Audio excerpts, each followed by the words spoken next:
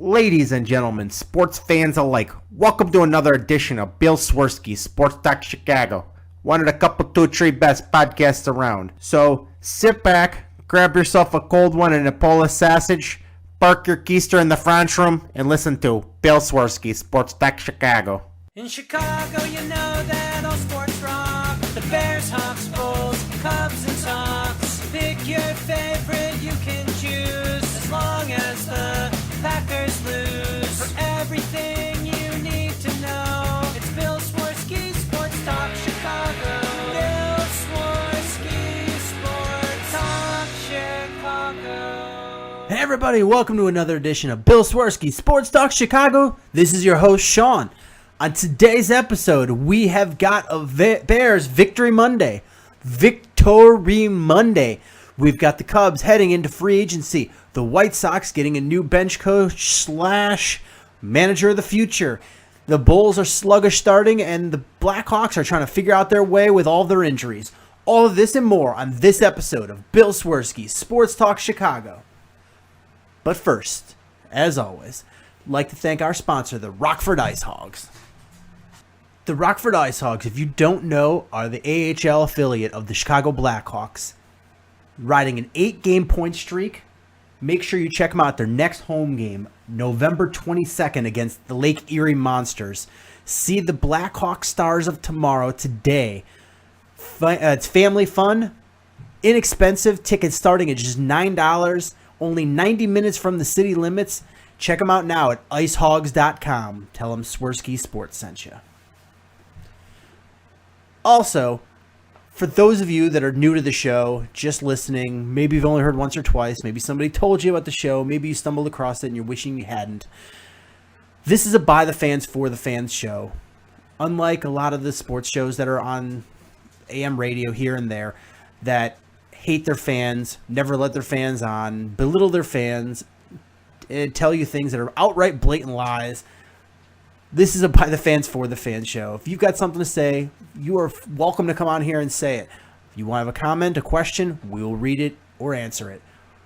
And also, if I say something stupid or wrong, I will fully admit I said something stupid or wrong because it's going to happen more often than not. And my wife just made a funny face looking at me. She doesn't believe it, but it's true. Anyways, if you are a fan of this show, make sure you are hitting subscribe on however you're getting it, whether it be YouTube, iTunes, Stitcher, or wherever. Make sure you're hitting subscribe. And if you are so inclined, leave a comment, leave some feedback, leave 5-star ratings, whatever it may be. Tell a friend. Just help us spread the love of the show. All right, so as always during football season, we are going to lead off with the Chicago Bears, because if it bleeds, it leads. And I had a different way I wanted to go with this, because I really did think the Bears were going to lose the way that they were playing in the first half, and even in the third quarter, I was fairly confident that the Bears weren't going to win this, and I predicted the Bears were going to win by a field goal, but just some of the penalties and the bad plays and the drop passes and the missed coverages, and it just seemed like too much to overcome. But lo and behold, San Diego's bad too. So where to start?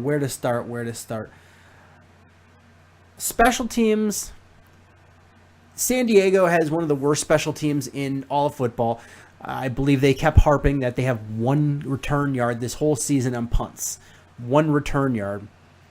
So, and they just changed their kick returner this week because they were having so many problems. So, is it any surprise that the Bears special teams didn't do anything fancy?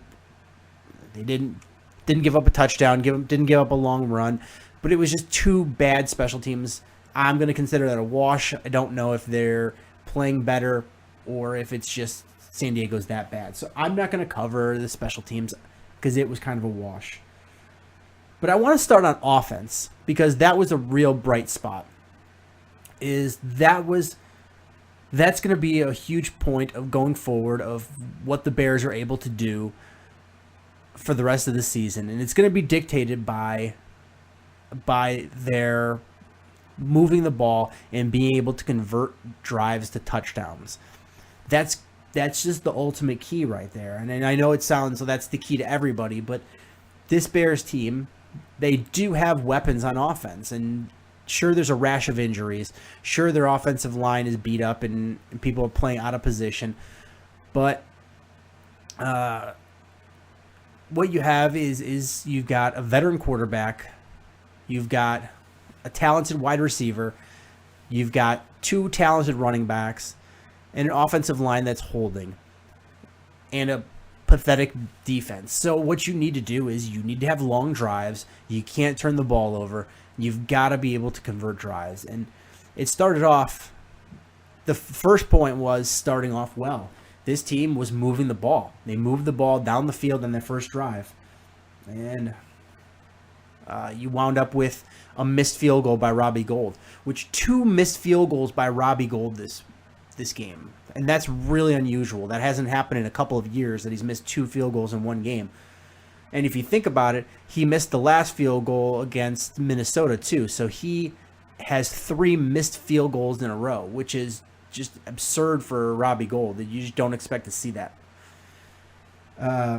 So first drive, they had a nice drive down the field. They moved the ball, and they came away with no points. Not just no touchdown, no points at all. And that's really frustrating. You had another drive where Robbie Gould missed another field goal. You have a drive where Alshon Jeffrey drops a pass in the end zone for a touchdown. What else? You had blah, blah, blah. You had another one where Alshon Jeffrey missed a first down by dropping a pass. You had Charles Leno Jr. missed the block, and the defensive end coming around the end clean and hitting Jay Cutler, causing the fumble. And that ended a drive. And then you had the pick six. So that's, however many offensive drives that ended with no points because of miscues by the Bears. It's things like that cost you games. It's you're a team that is lacking a lot of talent. You have to be able to play clean football. You can't have drop passes at critical times. You can't have bad penalties. You can't Ole on blocks. You might not be able to hold your block long enough. You may be able to have your guy. You may have your guy slide off of you or beat you around the corner, but you can't give up a free runner on short passing game. And Adam Gase has this team, as far as their play calling, has been really good. It's pseudo conservative. It's a lot of ball control. They're not asking Jay Cutler to do anything out of his comfort zone. It's run first offense. Unlike Lovey, who we're gonna get off the bus running, this is an actual team that goes run first. And the philosophy has been really simple: is pick up some yards on first, pick up some yards on second, make for a short third down conversion, and you increase your third down conversion rate. Third down conversion rates, that's a key. Ever since I was a little kid, that's been a key that everybody's talked about, is converting third downs. And that's what you're doing, is you're giving Jay Cutler an opportunity. Because if you have a 3rd and 3, if you have a 3rd and 10, everybody knows it's either going to be a draw or a screen pass or something of that nature, because there's not a lot of plays that they go for that kind of yardage. And you sort of set yourself up for the defense to bottleneck you. Whereas if you set it up where you're 3rd and 3, you could actually run the ball for the first down with a fairly below average run. 3 yards on a run. You can have a quarterback sneak. You can make almost every single one of your pass routes will get you 3 yards. It opens up everything for you if 3rd and 3. And that makes the defense have to play on their heels a little bit, because they can't gear up for things that they know are going to happen. The playbook is a lot smaller when you have to get at least 10 yards on a play. And that's what Adam Gase has been doing great. He's been putting this team in a position where they have third and shorts. And the Bears have been doing their job by actually converting those things. So you see them moving down the field. It's what happens next is you have to clean up the penalties. You have to concentrate. Alshon Jeffrey can't have that many drop passes in a game. It can't happen. You can't be the star wide receiver of the team and expecting a big money contract when you're not catching all the balls. I mean, sometimes you have to make a spectacular catch if you're going to be a top flight wide receiver. Odell Beckham makes spectacular highlight reel catches. Alshon Jeffrey, he makes some good catches, but he also misses some catches too. And then, when it came down to crunch time, the Bears' offense came through. It was really nice to see. You had the touchdown pass to Zach Miller, and it was his first touchdown catch in 4 years. And it was finally they let the guy go out and sneak out for a nice pass reception. And I was wondering when they were finally going to let it happen, because I think Zach Miller is a pretty talented guy when he's healthy. They finally let him go out and catch a pass, and he showed what he can do. Made a nice stab at the ball. What else? No Matt Forte this week, but Jeremy Langford picked up the slack and really played well. We've got a really talented backup running back here in Jeremy Langford. I said it during my draft spectaculars prior to the draft that I really like Jeremy Langford as a running back. And when the Bears drafted him, I was really excited because I picked him in my mocks. I liked what I saw on film and in his gameplay. I picked him in my mocks for the Bears in the 4th round, and he happened to go to the Bears in the 4th round. I really liked Jeremy Langford. The only knock I had on him is he's too similar to Matt Forte, so you don't get that kind of change of back thing that a lot of teams go for. But if you've got two phenomenal backs, even if they're similar, that's okay for me. I would rather have two really good running backs that are of the same style and same size rather than two change of pace backs that aren't very good. You need two good guys to be complementary. What else? So yeah, Langford picked up well for Matt Forte. He ran the ball extremely well. He caught a lot of passes. He showed that burst of speed that Matt Forte has been lacking the last few years. And Matt Forte, I'm not taking anything from Matt Forte. It's father time wins every time. You can't beat him. You can delay him, you can slow him down, but you can't beat him. And the first thing that goes is your burst of speed. Matt Forte is still a really great running back. He just doesn't have that home run speed. Jeremy Langford, he did hit the hole hard and got some tough yards. And went out and caught some great passes. He had a 32-yard pass catch that was key for a drive earlier in the game.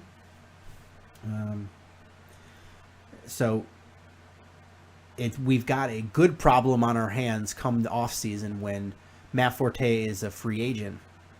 It gives the Bears a little bit of flexibility on what they're going to do because you're not reliant on Matt Forte because you've got Jeremy Langford, who's a really good running back and can step in and play this game at a competent level. You saw him make some really good blocks on pass protection. He caught the ball well. See, I'm old. I'm yawning after the Bears game. He caught the ball well. He ran the ball well. He had good vision. He was the whole package. He was everything you would expect from a running back, and he's only played a couple of games as a rookie. So you would love to have Matt Forte back, but that means you can dictate the terms because he doesn't hold you hostage because, prior his agent could just say, he's a third of your offense. He's a third of your offense. What are you going to do with losing a third of your offense? When now you've got Jeremy Langford, who you can say, we've got Jeremy Langford, and we can spread the ball out more. We can do a lot more things. We would love to have a Matt Forte, but at this price and these terms. I think that they can get a deal done with Matt Forte, but it's going to be on the Bears' terms with the Bears' money offers and the Bears' numbers of years. Let's see, what else do I want to talk about the offense? We're still getting some issues with Jay Cutler. For the most part, he looked great this game. He was very poised down the field for that game-winning drive. He didn't panic at all. He just looked really good. On a lot of those drives, earlier in the game, he moved the ball down the field. Looked great. Even on the fumble, I'm not going to give that to him because that wasn't him holding the ball low. That was him just getting blindsided, trying to make a play. He had two hands on the ball. The guy came in and overpowered him from his blind side. I don't think he was expecting a clean pass rusher, especially when it was supposed to be a short pass. So I'm going to give him a pass on that one. But the interception was bad. And that goes to my other point that I wanted to make is he's still staring down some receivers. He's still going to his go-to guys a little too often. I get you have Josh Bellamy and Mark Mariani on the field, and they're not very good. You can't look Alshon Jeffrey. I'm old. You can't keep looking Alshon Jeffrey at every single time because they're sitting on his routes, the common routes he runs. They're sitting on those. They're double teaming him, and they're undercutting the routes. They're doing a lot of things to bait you into throwing an interception. And Verrett, the cornerback from San Diego, who I also, if you go back and watch, I loved him coming out of TCU, and I loved him as a mid-round sleeper cornerback pick. So on one hand, it made me feel a little vindicated because I thought my analysis on him was really good, and I really liked him coming out. But it was also bad because he intercepted Jay Cutler and took it to the house, doing exactly what I was worried that their defense would do. I mean, talent-wise, their defense can't hold the candle to the Bears' offense, but they do. The Bears do enough things that are really monotonous and routine-like, where defenses can watch game film and figure out what the Bears are going to do. And for the most part, the Bears are good enough to keep doing them anyway. I mean, there's a lot of teams that are so good that regardless of whether or not you know what's coming, they're just going to do it anyway. And that's just talent-wise. But the Bears, they're lacking enough talent to be able to do that kind of thing. And they have to rely on changing it up a little bit. And that includes some of your standard routes. Alshon Jeffrey can't run that 8-yard curl like he did last week, like 8 times, and expect them to not to watch it on film and figure out that's what he's going to do. So you had that catch or that interception in return for a pick 6. That one's on Cutler. He threw a bad pass, and he shouldn't have thrown to that route anyway. Offensive line, for another week, offensive line that's makeshift looked decent. There was some pressure on Cutler, but not as much as I thought there could have been. Kyle Long still plays a little too hot-headed. He gave up a few plays, and then he had that dumb penalty, that unsportsmanlike conduct that I still don't know what he said because he didn't do anything. He said something, and I can't figure out what it was he said, but it was something he said as he was walking away, and they threw a penalty, which was just a dumb mistake. You have Charles Leno Jr., who for the last few weeks has looked really good as left tackle, and then he had a few plays where he got burned today. One was notable that the guy came around and sacked Jay Cutler and caused the fumble. So you still have question marks at that left tackle, and granted, Charles Leno has looked really good comparatively compared to what he looked like at other positions like guard and and right tackle.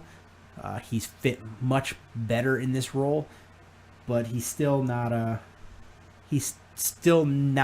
top-notch left tackle. He's just a serviceable one. Let's move on over to the Bears defense. This is where we've got a lot of criticisms.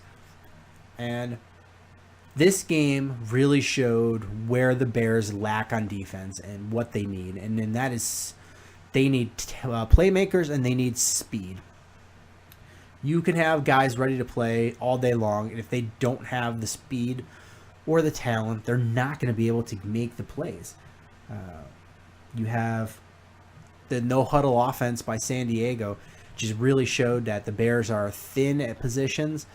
You have Eddie Goldman, who looked winded by having to not be able to take plays off and not be able to rest in a huddle. He looked tired, and he got moved out of the way, and he didn't play that well. This was the first time where I saw some regression in his game rather than improvement every week.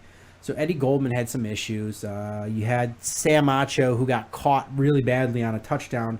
That first touchdown by San Diego he completely didn't know what he was supposed to do. He dropped out into coverage, and the guy he was supposed to be covering ran to the corner, and he didn't know if he was supposed to step up or if he was supposed to maintain coverage in the backfield, but he stutter stepped and lost his guy, and there was no way he was going to catch Danny Woodhead. And that was a bad play. Again, you saw the lack of speed, where I like the linebackers that the Bears have as far as being backups, but these aren't the middle linebackers that you need on a starting playoff caliber defense. Anderson is nice. He had some great plays and great tackles today, but he just lacks that elite speed you need. I mean, if you could make that guy a few steps faster, maybe you have something there. Same thing with Christian Jones. Christian Jones made some nice hits and some nice plays, but he's just not fast enough for what you need. And the Bears showed that they really, really, really need a pass rusher. Another one. Pernell McPhee is okay. I mean, everyone sings his praises, and he has his moments, but he also goes silent a lot. I get that he was double-teamed, but you got to be able to do something. Sam Acho didn't do anything on the outside. The only guy who got any sort of pass rush, I guess Willie Young had a little bit, but Lamar Houston on the last drive, and that was about it. I mean, it's hard to guess what you have with Lamar Houston and Willie Young. It's because they're coming off injuries. They don't quite fit in the system. Well, I guess Willie Young doesn't, but Lamar Houston should. They just seem a little bit lost. They're not getting the reps, whether that be that they're not practicing hard or they just didn't earn their way onto the field. They're just not getting the reps that you would expect the guys making their kind of money would be getting. So hopefully Lamar Houston is getting back healthy and figuring out what he's supposed to be doing and is working hard, because if the Bears get the guy that they signed that big money contract from him and pair him with the other side with Pernell McPhee, is maybe, just maybe, you start to get some pass rush. What else? Adrian Amos continues to impress me. I know I've heard some Chicago beat writers say that he's good for a 6th-round draft pick rookie, and I say that's crap. Watch the kid play. He's a pretty good safety. I mean, I don't see a lot of flaws in his game. He's really aggressive, but he checks that aggression when it comes to being able to make the play. It's always steady, make the play first, hard hit second. He's always there in coverage. He doesn't miss. I haven't seen him miss any assignments yet. He knows what he's supposed to be doing, and he's been a solid player. He's clearly far and away the best defensive back the Bears have. The best and the most reliable. Which is stark contrast to Antrel Rolle, who is never in position, who just seems oblivious out there sometimes, misses plays, and I really hope that the Bears make a move and part with Antrel Rolle. And I know it won't be during the season because what else are you going to get at this point in the time? But come the off season, they have to be able to get somebody better than Antrel Rolle, and he's expendable, and you can cut him and save the money that you paid. What else? Nothing. No bad plays from any of the cornerbacks. I felt that they were doing a lot of prevent defense and preventing the big plays down the field, and they were forcing things underneath. So a lot of the passes you saw were on zones, guys sitting in soft spots of the zone, but sitting underneath, and the linebackers making the play. So really, the cornerbacks didn't get asked to do a ton, and when they got asked to do things, they looked pretty decent. It was probably the best cornerback play game as a whole that the Bears have had. But still, this Bears defense needs a lot of work. They need to be able to get to the quarterback better.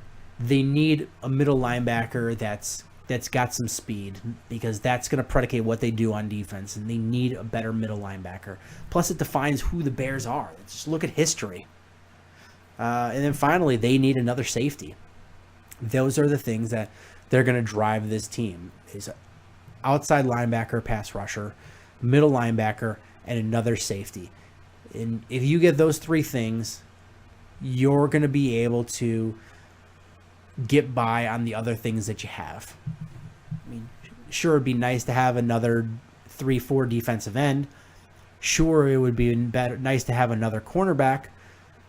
But those are the three things that you absolutely need to improve enough to be a playoff caliber team. So, I mean, all in all, the Bears had some dumb things that they did to cost them drives and points. Missed field goals, bad penalties on both sides of the ball, and some blown coverages on defense, and some drop passes on offense. A lot of things that you watch the game film and you can try to correct and hopefully improve for next week. But they won the game, and that's all that matters. Is there's no asterisk that says they won, but they shouldn't have. They didn't play well enough to get a win. There's nothing like that. You got the win. You go into the next game, and you're going to have, a tough next game, and you're playing the Rams, and they've got this fantastic rookie running back, and they're playing pretty tough physical defense that you borderlines on dirty. So you've got that game next week, and you've got to be able to improve on the things that you did wrong last week and this week and the week 2 weeks ago in order to keep winning these ball games. And that's on John Fox and Adam Gase and Vic Fangio. That's their job, is to figure out what these mistakes are, coach them out of them. You can't have holding calls. You can't have unsportsmanlike conduct. You can't have roughing the passer. You can't have Sam Acho not knowing where he's supposed to be covering. And you can't have Antrel Rolle out there saying, wow, I did whatever I could, but he didn't do anything. So those are the things that the coaches are going to have to clean up if they're going to beat the Rams. And the Rams are a beatable team. They're not some top flight team, but they're also a team that can run the ball and play really good defense. And that's a recipe for beating the Bears. So that's going to do it for the Bears talk. It was a nice win. I sound angry, but I'm actually pretty happy. It was a game that I'd hoped they'd win. I thought they needed to win because there's a string of games in a row that they could lose, and you don't want to have several losses in a row and then lose on a national game and really start spiraling out of control, because losing is contagious, just like winning is contagious. And if you start losing 3, 4, 5 games in a clip, guys start giving up real quick, and it's hard to not, it's hard as a coach to not have millionaires, who have everything and things aren't going their way, they just quit. What are you going to do to motivate them? But with that, I'm really done with talking about the Bears. If you guys have any questions or comments, make sure you hit us up on our social media, Twitter @Swerski Sports, Facebook.com/Swerski Sports, or the website SwerskiSports.com. Hit us up on any of those, and we'll answer your question, read your comments. If you want to be on the air, let me know. Send me a message. We can facilitate that. I promise you, if you want some airtime, even if you want to tell me that my opinions are stupid on things, we can have a debate. That's perfectly fine. This is a by the fans for the fans show. Let's move on to... I want to move on to the Bulls. Let's move high to low. The Chicago Bulls have played 7 games so far this season. And they look like a Jekyll and Hyde team. You don't know who this team is. What's their identity? Where are they going? They're sitting at 4-3. And in one game, they come out and beat LeBron James and look terrific. Next game, they come out and lose to the Pistons in overtime. Then they beat Oklahoma City Thunder. Then they lose to the Charlotte Hornets. Who is this team? Like, what are you doing? I have 5 questions that I want to talk about. 1, who is this Bulls team? And I think that's really the question at the heart of the matter. Like I said, you have a great win over LeBron, a bad loss to the Hornets, a big win versus the Thunder. You can't score in overtime at all. First time in 50 years that you haven't scored a point in overtime. In a loss to Minnesota, who's, by the way, is not very good. One game you have absolutely zero defense. The next one you can't put the ball in the basket. It's infuriating as a fan because it's the Jekyll and Hyde nature. Like under Tom Thibodeau, you knew that he would treat the second game of the season like it was Game 7 of the NBA Finals. And he was going to burn through players, and players were going to resent him. But guess what? They were going to play hard, or they were going to play hard the next game because they were going to get beaten down. Tom Thibodeau, when you had a Tom Thibodeau team, you expected grinding, hard-nosed play, and tough defense. Win or lose, that was the identity. With this team, I don't know what it is. And I don't know if it's that you just have a young coach and a veteran team that they're having a hard time meshing, or if it's something more systemic. And I don't really know what the answer is at this point. We're 7 games in. We haven't figured that out yet. The second question is, which D Rose are we getting? And this is another great question, I think, is because against Oklahoma City, you saw the glimpse of the Derrick Rose from the past, the one that was former MVP. But then against Minnesota, you saw the broken down, beat down, standing in a suit on the sideline, high-fiving players, Derrick Rose. I mean, it's sad because this team, regardless of what they want and regardless of what they say, Derrick Rose is the engine that drives this team. And he doesn't play the game right. He doesn't. It's like he doesn't have. Everyone keeps saying he has this competitive spirit, but you don't see it. You don't always see it. He has lackadaisical play. He's not consistent at all. It seems like he's ready to, preserve himself rather than win the game. And maybe that's the case. And who am I to say that's right or wrong? But it's not what you need to win this, win a game of basketball and win an NBA championship. He's got to put it all on the line every night. He can't save himself from injury. He can't save himself for a next max contract. He can't do those things and still drive this team to a win. In the 3 losses that the Bulls have, they're 4-3 right now through 7 games. Well, I take that back. They're 5-3 because while I was recording this, they beat the 76ers. But the 76ers are the worst team in the NBA. But in the 3 losses that the Bulls have had, Derrick Rose is a -51. minus 51. You can't do that, Derrick Rose. Michael Jordan would never have that. He's too much of a competitor. Now, that guy was a competitor. Derrick Rose is a pretender. He doesn't compete like that. He doesn't have that same, like, killer attitude that LeBron James has or that Kobe has. He just doesn't have that anymore. And then when you listen to him talk after games, after losses, I mean, look at, not to compare apples and oranges, but you look at Jonathan Taves, who might be the best captain in sports. And when he talks about a loss, he talks about what he did wrong and what he needs to improve to make this team better. He takes the responsibility on his shoulders. When you listen to Derrick Rose, he never once says I or me. He says we and us and this team. And sure, that sounds all fine and good when you win, but when you're losing, when you win, you take and spread the credit around.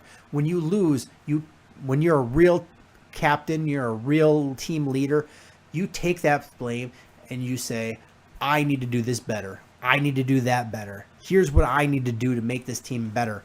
And then you may say those other things, but you say those behind closed doors. In public, you put the right attitude forward, showing your teammates that you're going to stand up and say, I'm the one that should have been better. And you don't see that from Derrick Rose, and you're never going to see that from Derrick Rose. Third question. Who are the deserving starting five? I mean, it might be a little bit of a cop-out here, but I'm going to say it depends on what the night is. Starting Nikolai Mirotic is great when you need offense, but if you need any sort of defense, if you have somebody, like a Kevin Durant that he needs to cover, that's a real liability there because he can't play NBA defense. Same with Doug McDermott. You have to evaluate what these matchups are. This team has really great talent, but they also have a lot of large holes, especially on defense. And you need to maximize your strengths and minimize your weaknesses if you're going to be this team that wins. You have some good defenders. Joakim Noah is a good defender.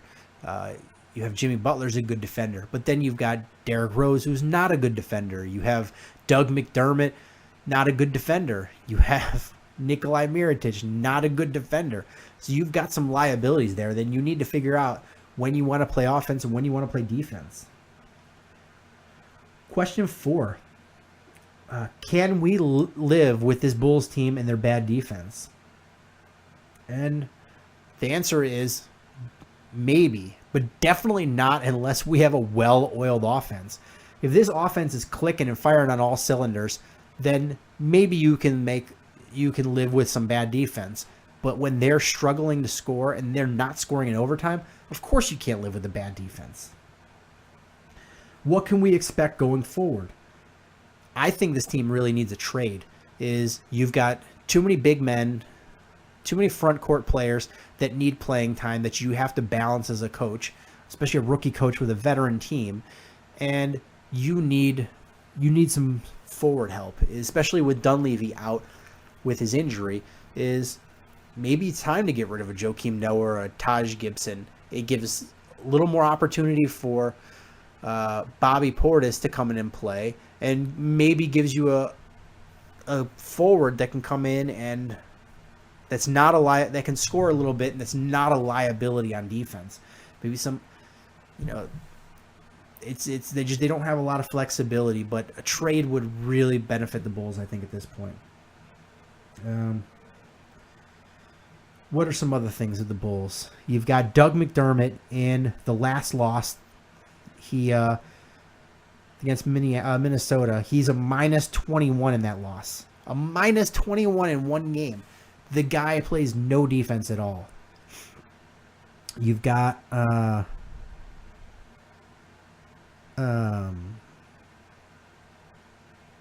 two games that were absolute clunker stinkers. And sure, this is the NBA. There's a long season. There's some lulls you have at certain points. The dog days. long road trips, end of the season, before the playoffs, you're going to have some stinker games. And that's fine. That's understandable. You learn from them. You build you up for the next game, and you come back out and play hard. But the issue with this team is they've had 2 stinkers in 7 games. You can't have, one out of every, one game that's a stinker, 3 good games, 1 stinker, 3 good games. You can't do that and expect to be a legitimate NBA contender or NBA Finals contender. You really have no accountability on this team. Nobody really knows what's going wrong. You have veteran players that are all pointing different directions. You have a rookie head coach who's not quite sure what the problem is. And then one final thing is you've got a 34-year-old Paul Gasol, and he played great in the International League this summer, but he played a lot of basketball. And you need to find out right now whether or not it's Paul being 34 years old and just coming towards the end of his career, and last year was kind of a last hurrah, or if it's just he's tired because he played a lot of basketball over the summer and really didn't have that much needed break. You have to figure that out, and part of that's going to be resting Paul Gasol and see if he gets better. This is a really talented Bulls team, but they need to figure out what it is their identity is, and they need to be much more physical on the glass. Paul Gasol is big man. He's not physical on the rebounds. Joakim Noah can't jump anymore. Taj Gibson, I don't know what he's doing. And Bobby Portis isn't getting playing time. But this has been a problem for the last several years and continues on with this Bulls team, is they can't get the timely rebounds. They're not getting those physical rebounds. They're not getting offensive rebounds. They need to be able to do that to win games. And somebody's got to step up and do it. So we'll see how they go from there. I mean, you're only 7 games in, but you do have that circus trip coming up really quickly. And you don't want to end up with a season like you had several years ago where you come back from a circus trip with 1 win and really puts you in a hole. This division is a really tough division. You got Cavaliers and Pistons and the Bucks, and these are all really good teams, and you can't sleep on these guys. Indiana's even good.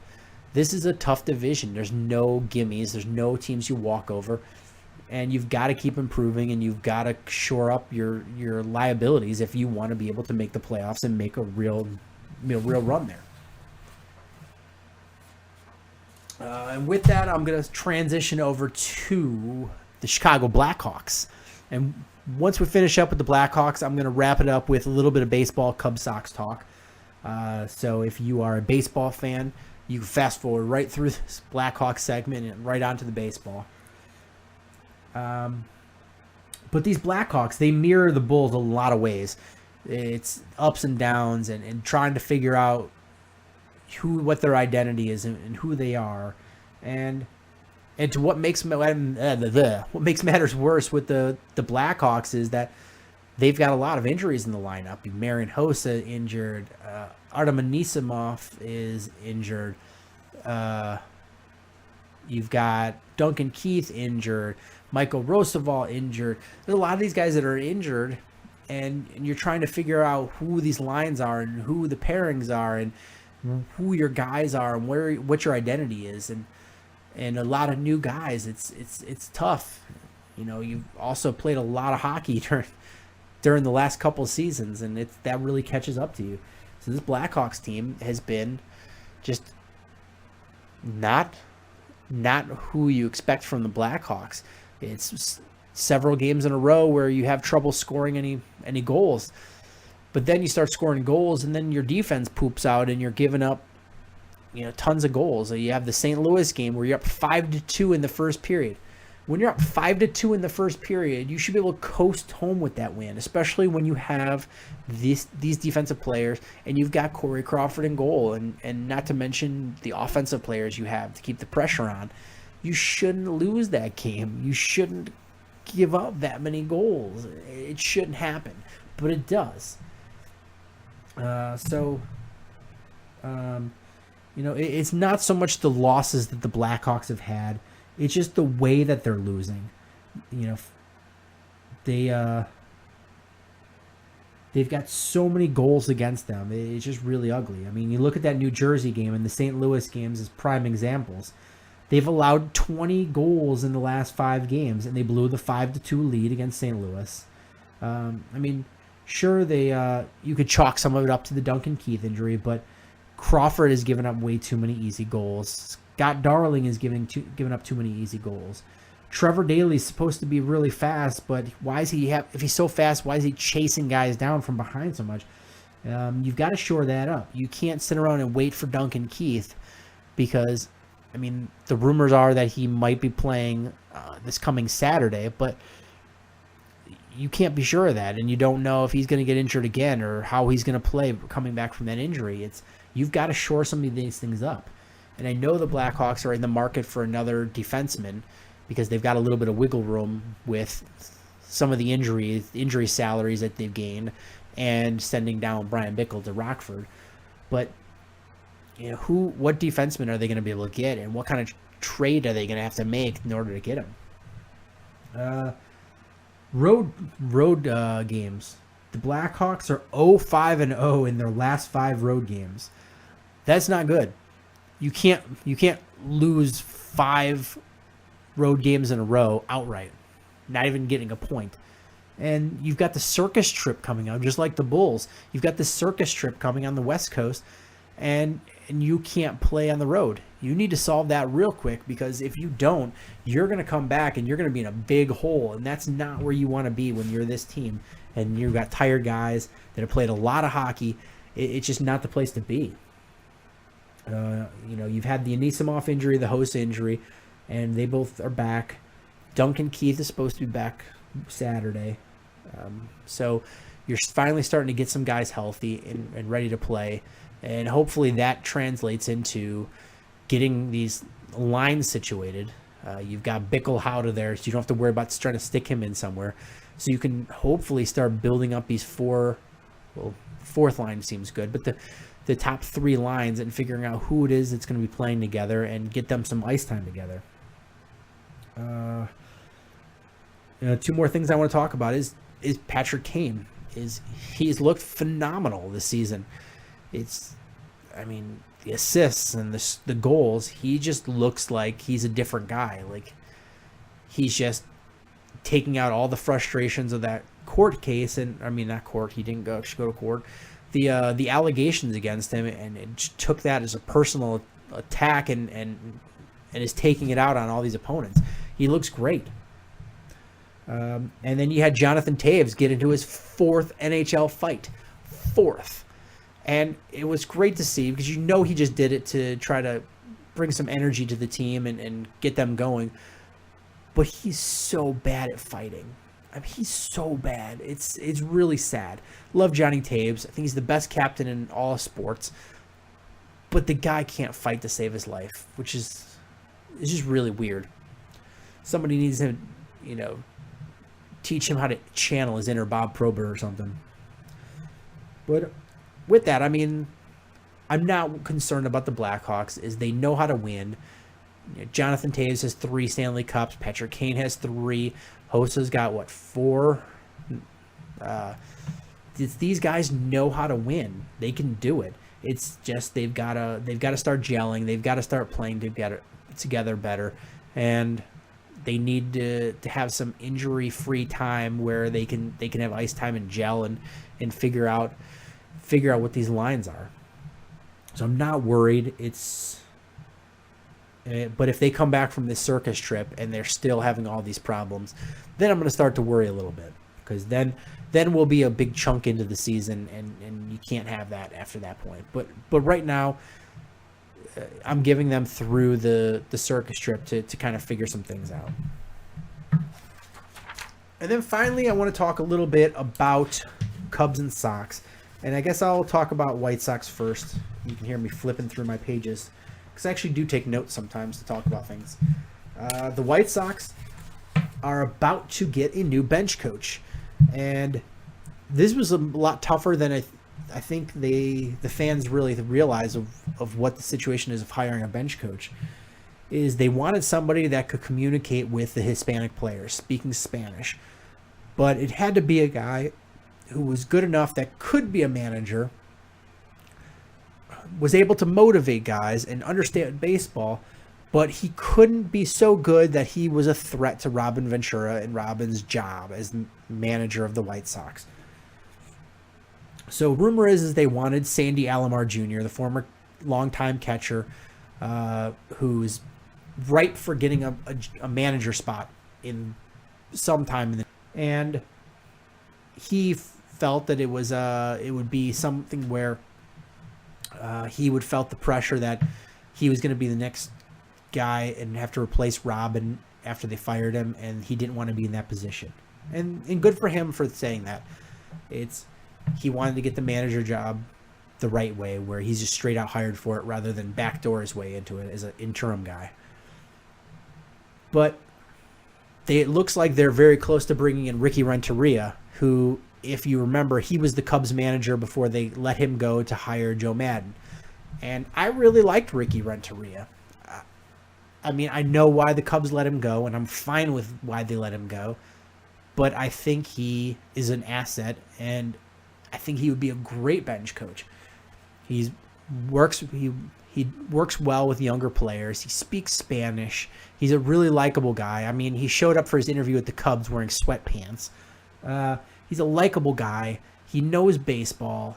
He's been around a long time, but he's not one of these guys that just has these, insane aspirations, and he's going to be, gunning for a job. He's going to be like a Davey Martinez. He's going to take the spot that he has and be happy with it. And if something comes up, he'll take it, but he's not going to be, throwing his manager under the bus. He's going to do the best job he can. And I think Ricky Renteria is going to be a great bench coach for the White Sox, and I'm really happy that they've been able to, or they're going to be able to get him. What else? So just like with the Cubs, the White Sox are at the general manager's meeting. We're in free agency, and the White Sox have a lot of work to do. I mean, I think you all remember what I thought about the White Sox going into this past season. Is I thought they'd be about a 500 baseball team, and I thought they were on the move to being a much, much more improved team. And it just, nothing worked this year other than Chris Sale. It just was a season that everything that could go wrong did. You expected Jeff Samardzija, being a contract year, to pitch lights out, and he pitched like garbage. You had Quintana, who pitched much worse than you expected him to. You had a big name, Adam LaRoche, who couldn't hit. Melky Cabrera was really streaky and didn't put up the numbers you wanted him to. Jose Abreu put up really good numbers, but they weren't the numbers that you expected, especially the power numbers. So there's a lot of issues that are sitting with the White Sox and where they go from here. Because first and foremost is, I don't think they're going to spend the kind of money that they spent last year. I don't think that they're going to invest that kind of money and spend that much money on big name free agents. I think they're going to try to get rid of a few key contracts and try to bring in some moderate price talent. Where you're sitting with pitching, you're okay. You're going to gain a compensatory pick when Jeff Samardzija signs somewhere else, and you're going to get that mid-first round, the sandwich pick between the first and the second rounds. So you're okay at pitching because you've been able to draft really well. But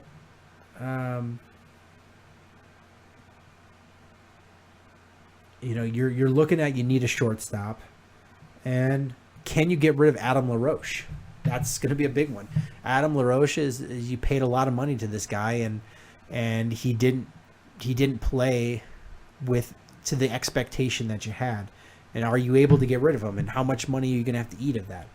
The shortstop, is Alexei Ramirez coming back? I mean, is he going to be the shortstop going forward? You're going to gain about $10 million by losing Jeff Samardzija. but are you actually going to spend that amount? Are you going to try to spend the same amount of money that you had? I don't think that they'll be nearly as bad as they were last year. I think this core nucleus is pretty good. You've got some really good pitching. You've got Jose Abreu to build around. You've got some young players that you hope can keep playing. And, as long as this pitching holds up, the arrows has to be pointing up for the White Sox. You need more from Melky Cabrera. Their minor league just hasn't produced offensive players enough. So it's kind of the opposite of the Cubs. Is White Sox are producing a lot of pitchers. They're just not producing any hitters. So they're going to have to go out and find bats and try to do it on the cheap, because they, like I said, I don't think they're going to spend the kind of money that they spent last year, and they're going to try to get their payroll down a little bit. And then finally, you've got a minor leaguer that you really do like in Tim Anderson, but I don't think he's ready to be playing in the major leagues, and I don't think he's going to be ready next year. I think he's going to be your shortstop in 2 years, and that's where you're going to be sitting with him. So you have to figure out a short-term solution at shortstop. You have to shore up some of the other positions. How are you going to upgrade at catcher? And what are you going to do with either first base or DH if, whatever position that Jose Abreu doesn't play? Because Adam LaRoche is not the answer. Are you going to be able to move him? So a lot of questions for the White Sox, and I feel like they're going to try to make a few trades. Maybe should sign some mid-level, reasonable cost free agents, but I don't see anything crazy from them. On the other hand, you've got the Cubs, who, I think every single publication and sports writer and baseball guy has linked the Cubs to signing David Price, and I don't hear anybody else that's saying anything else but David Price being a Chicago Cub and reuniting with Madden. But I have to ask, is it worth signing David Price? Earlier this season with Detroit, he developed a pretty bad hamstring injury, and those things are kind of nagging. Especially as you get older. He's 1-7 as a career starter in playoffs. So in his 8 career, he's 1-7 and starts in the playoffs, and that's not a good record. You can't be 1-7 and be making that kind of money. And just this season alone, he had a 6.23 ERA in the postseason. 6.23, and his career postseason ERA is a 5.12, and that's over 8 series in 5 different years. That's not like a fluke thing. That's becoming, a repeatable kind of situation. That's not a small sample size. You have to think about this Cubs team is they were a 97 win team.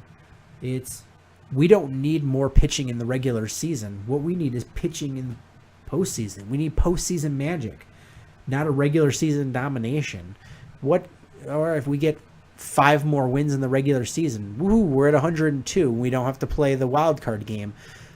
What's that help us in the postseason if our ace goes 1-7 in the playoffs? What else? He's a fly ball pitcher, and you start to worry about home runs at Wrigley Field.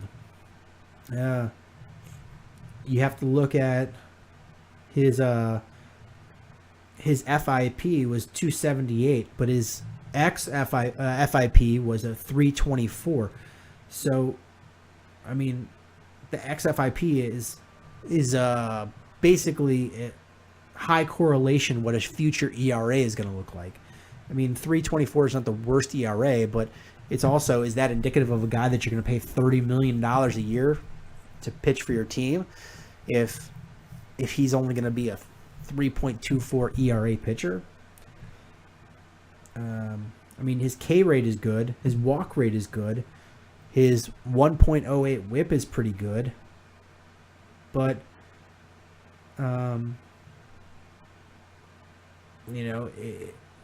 is he the guy that you want to spend a quarter of your whole salary on? $30 million a year? I don't know. I mean, David Price is a good pitcher, but until he can figure out how to win in the postseason, I just think he's wasted money, to be honest.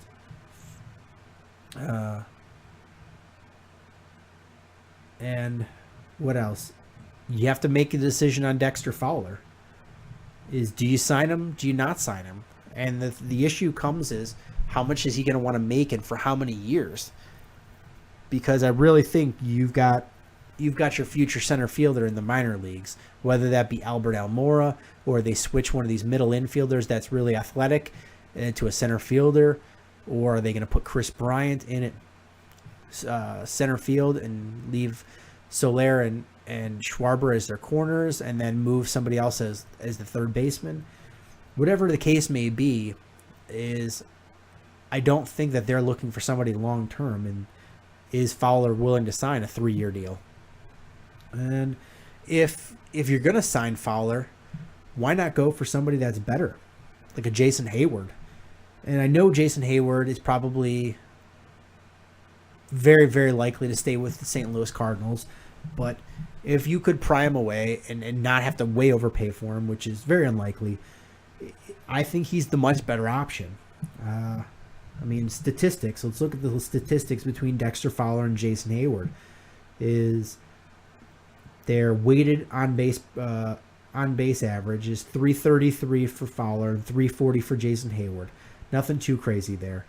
17 home runs for Fowler versus 14 home runs for Jason Hayward. Okay, nothing too big there. 23 stolen bases for Hayward, 20 for Fowler. Nothing too big there. Then you look at their walk rates are pretty similar. The number of time, the percentage of at bats that they walk.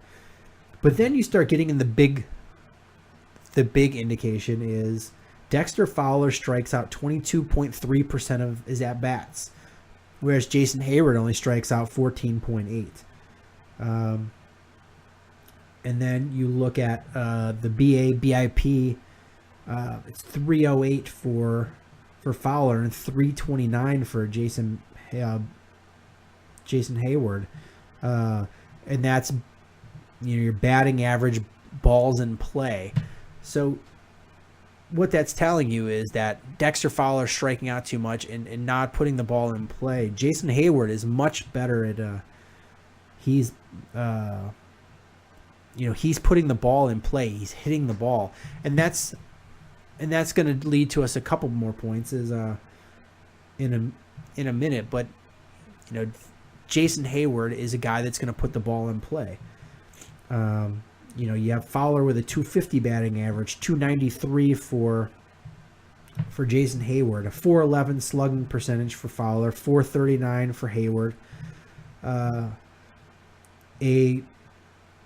BSR of 0.2 for Dexter Fowler, and a 7 for Jason Hayward.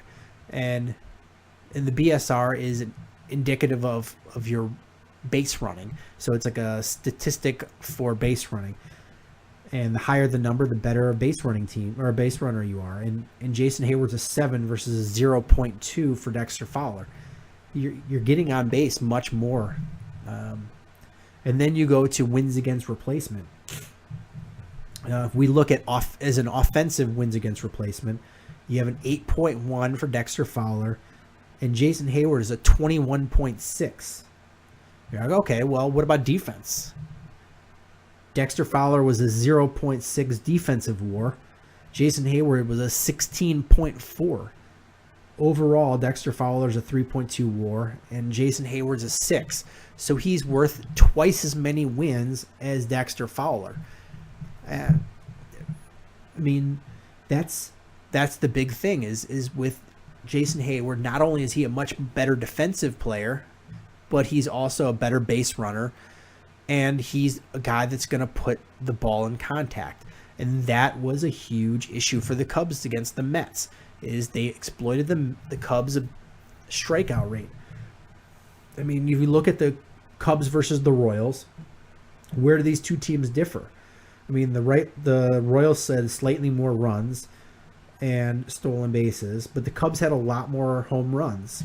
The Cubs walked more, 9% versus 6%.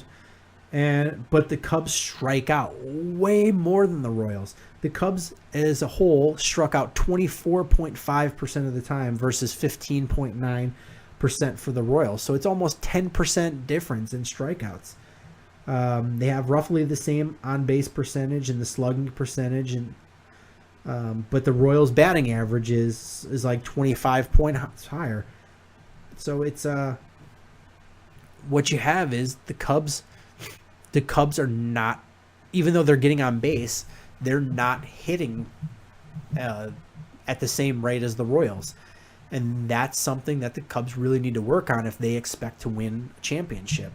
Is, their formula has always been work the count, make the pitcher have to make a lot of pitches, even if they're going to get you out, and then get on base. And then good things happen once people get on base.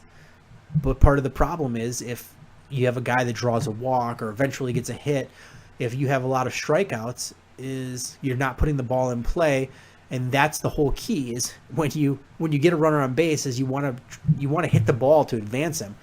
Even if you hit the ball to an outfielder and you get a sacrifice, or you hit the ball and you give the opportunity for that fielder to have an error.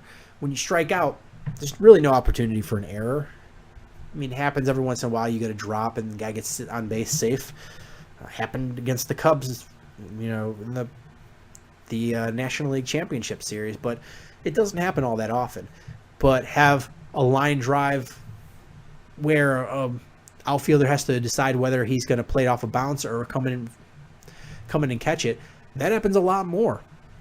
So you want guys to be able to hit the ball and put it into play, and good things happen then when you have runners on base. But when you're striking out so much, you're sort of negating that. And that's part of the reason you'd love to have a Jason Hayward is on your Cubs, because he's putting the ball in play. He's hitting the ball. He's contact. And you don't even have to put him as a leadoff guy. You can use Addison Russell as your leadoff guy and put Jason Hayward in there somewhere as your number 2, 3, 6 hitter, anywhere in there. And he's going to be a guy that's in the middle of your lineup that is constantly getting contact with the ball. Even if he's making outs, he's getting contact. He's hitting the ball. And when he does get on base, he's a phenomenal base runner. Look what he does to John Lester. Gives him fits. But again, is that where you want to spend the money in the Cubs? Some more affordable option would be like a Ben Zobrist, where you've got a 349 weighted on base percentage, 13 home runs. He only strikes out 10.5% of the time. 450 slugging average, but he's another defensive liability. But he's a good bat. So who knows where the Cubs want to go? Is I think a lot of the writers and fans are linking high price free agents to the Cubs, and that might be the case because their payroll isn't that exceptionally high. But on the other hand, is Theo Epstein going to try to spend all this money when he could try to bring in some reasonable price free agents and then just let these young players mature a little more and let them earn those spots? It's going to be an interesting off season for the Cubs, and they're at the general managers meetings right now. And typically they just bring Jed and Theo, but they've brought a huge number of their front office personnel to the meetings. And that really signals to me that the Cubs are going to try to make some trades. That's what it says to me, is that they're going to be doing a lot of feeling out and see who's on the market and what they're asking for a return, and try to trade for some pitching and some other hitters. I mean, and another rumor that they're talking about is taking a flyer on Jeff Samardzija. Again, that's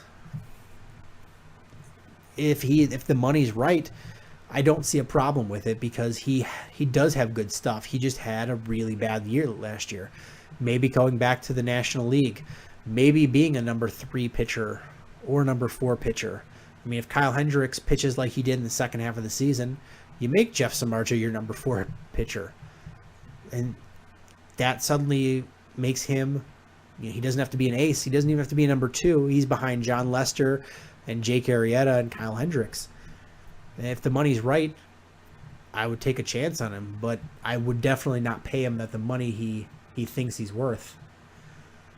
And one final thing to think about is, I guess I forgot to mention this with David Price, is that because he was traded during the season last year, he didn't start off with the Blue Jays. You're not gonna have to give up any sort of compensation when you sign him.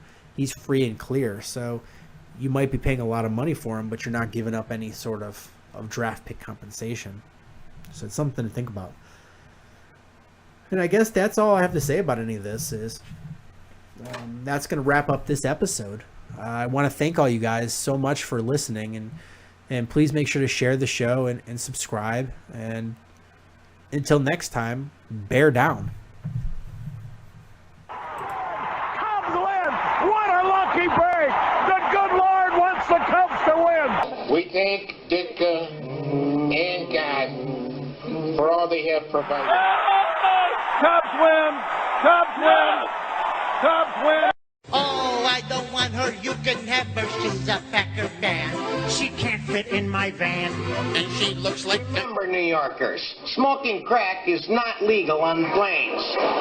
Bears 31 to -7. The Bears.